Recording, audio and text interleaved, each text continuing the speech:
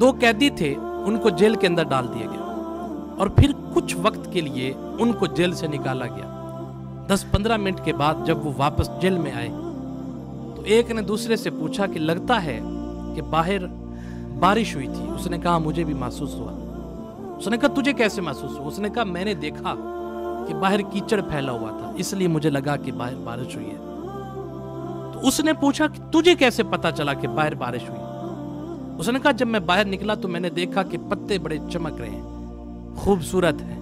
मुझे अंदाजा हुआ कि बारिश की बूंदों ने इन पत्तों की खूबसूरती को बढ़ा दिया है। अब ये फर्क है मुस्बत सोच और मनफी सोच का, कि एक की नजर कीचड़ पे पड़ी और एक की नजर खूबसूरत पत्तों पे पड़ी।